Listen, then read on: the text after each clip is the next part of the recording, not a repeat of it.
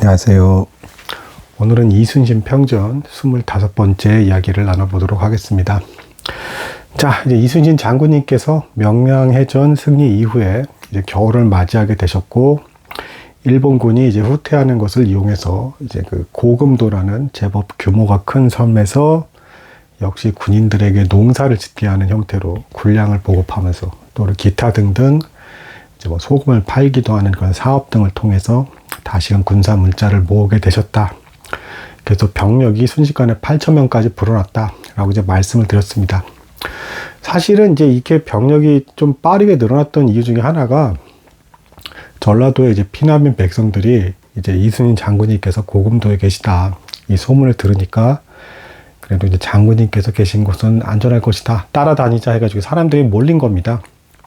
그리고 여기서 이제 또 좋은 사람들, 인재들도 이제 몇 명 나옵니다. 그러니까 이연적의 후손인데 이제 이의온이라는 사람이 있어요. 이 사람이 머리가 또 좋았습니다. 그래서 이순신 장군님에게 이런 건의를 합니다. 선박 통행권을 이제 부과해서 해역의 앞에 어디 지나가는 거에 있어서 통행세를 거두십시오. 그럼 이제 부족한 물량들이 금방 많이 채워질 겁니다. 라고 해서 이걸 이용해서 순식간에 군량 1만 석을 또 이제 채우는 이런 경험도 하시게 됩니다. 이렇게 해서 여차저차해서 이제 다시 부대를 늘리시게 되고, 근데 그래서 이제 이순신 장군님께서 노량해전 전까지 이제 추정컨대 대략 전선을 한 5, 60척 수준까지 회복을 하셨던 것 같아요. 그러니까 이제 명량해전 때가 13척이었고, 여기서 사이에 조금 황당한 일이 하나 벌어집니다. 한 척을 전투도 한 게 아닌데 이 겨울바람에 잘못 관리를 해가지고 암초에 부딪힌 거예요. 그래서 한 척을 그냥 비전투 손실로 하나를 잃었습니다. 그래서 이 실수를 한 장수 이제 곤장 80대를 맞았다 뭐 이제 이런 기록이 있고요. 좀 무섭긴 하지만 아무튼 그래서 거기서 이제 추가로 이제 늘어난 척수는 대략 5, 60척 정도가 된다. 근데 이제 왜 이거밖에 늘지 않았는가? 자, 사실은 이제 전쟁이 오래됐잖아요. 전쟁을 하는 과정에서 적군도 그렇고 우리나라 사람들도 그렇고 공성전을 할 때 이렇게 나무 목책 같은 걸 막 세우고 쓰죠. 그럼 나무를 계속 베잖아요. 그러니까 이 국토가 황폐화가 된다라는 것이죠. 이런 부분도 이제 생각하실 또 여지가 있습니다. 그러니까 전쟁 계속 하다 보니까 뭐 나무라 한들 이게 뭐 자원이 뭐 무한정 있겠습니까? 그리고 나무가 하루아침에 갑자기 확 자라는 게 아니잖아요. 그러니까 재료가 이제 한계에 부딪히면서 5, 60척 규모까지는 이제 회복하신 것으로 보인다 이렇게 볼 수가 있겠습니다.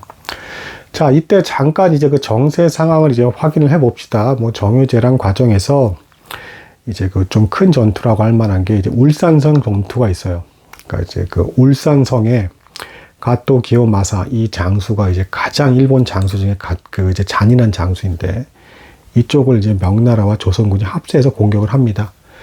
그리고 물길을 막아버려가지고 이 식수를 부족하게 만들어서 거의 전멸 직전까지 몰아가요. 근데 이제 하필 일본군의 지원 부대가 대규모가 오게 됨으로써 오히려 크게 이제 좀 패배하고 상처를 받고 물러나게 된 전투가 하나 있었고요. 그 다음에 또 이제 사천성 전투라고 해가지고 몇 번은 명나라 군사가 일본군을 물리친 일이 있었는데 이게 거짓 패배였던 겁니다. 그래서 여기서 한번 사천성 전투에서 크게 또 명나라 군이 당해서 뭐 1만 명 이상의 사상자가 나는 뭐 이런 일이 발생을 하니까 원래 이제 명나라 입장에서 또 지원병을 다시 보내주면서 속전속결로 끝내버려라 하고 이제 황제도 이렇게 명령을 했고 그게 방침이었는데 이게 뜻대로 되지 않으면서 이제 명나라 장수들도 지리멸렬하면서 뭔가 눈치를 보면서 소극적으로 전투를 펼치지 않게 되는 이제 이런 상황으로 이제 흘러가게 됩니다. 자, 이 상황에서 이순신 장군님에게 또다시 이제 예상 밖의 어려움이 또 내려옵니다. 그것은 무엇이냐? 이제 명나라에서 수군도 이제 파병을 해서 보내줍니다. 이제 처음 파병할 때 달리. 그래서 이제 수륙으로 이제 공격을 해야 일본군을 무찌를 수가 있다라고 명나라에서 판단한 거예요. 그래서 수군 장수를 보내줬는데 그 중에 진린이라는 이제 장군이 있습니다. 이 사람이 대략 추정컨대 한 1만여 명, 한 1만 3천 명 정도 규모의 이제 수군을 끌고 왔던 것 같아요. 그래서 류성룡 대감과 먼저 만나는데, 자, 여기서 이제 류성룡 대감이 막 이 진린 장군이 굉장히 첫 인사에 포악했다라고 합니다. 그래서 뭐 조선인 하급 장교나 관료에 대해서 이제 엄청 때렸대요.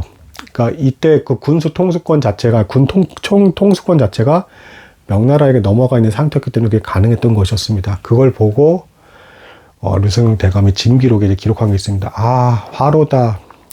이순신 장군이요. 이렇게 뛰어난 장군이 또 저런 진린이란 장군이랑 만나서 또 함께 일하다가 또 패배를 경험한단 말인가. 아, 이를 그르치게 되었다라고 하면서 엄청 통탄하면서 걱정하는 글을 남겼습니다.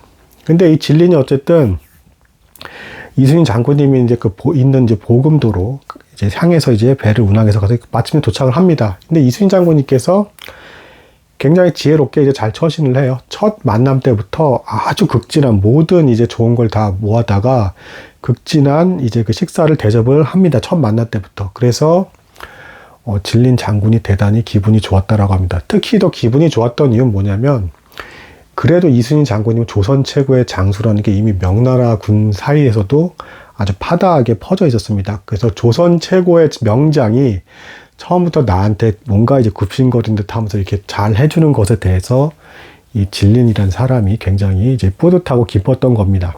그리고 이제 그 외에도 몇몇 이제 해전이 짧게 이제 벌어지는데 일본군들이 이제 그 도요토미 히데요시가 사망을 하면서 이제 후퇴할 걸 생각을 하게 되고 이때까지 조선이나 명나라에서는 진짜 사망한 걸까 긴가민가 하면서도 만약에 그런 상황이라면 얘네들은 이제 후퇴하겠네라고 하면서 이제 명나라는 더 전쟁을 안 할랬습니다. 알아서 물러갈 거니까. 근데 이순신 장군님이 이제 조선 군인들은 그런 심정이 아니었죠. 이렇게까지 국민들을 유리는데 그냥 멀쩡하게 간단 말인가 하면서 이제 막으려고 하는 분위기였죠. 이 과정에서 일본군들이 어쨌든 수군에 대한 그 퇴로를 길을 찾기 위해서 이순신 장군님이 어디 있나 부대가 어디 있나 이거를 정찰하는 과정에서 이제 일본군 적선과 몇몇 이제 해전을 이제 소규모 해전을 겪게 됩니다. 이때도 이순신 장군님께서 그 진린 장군 명나라 장군에게 일부러 적의 그 수급 목을 벤 수급을 갖다 바치면서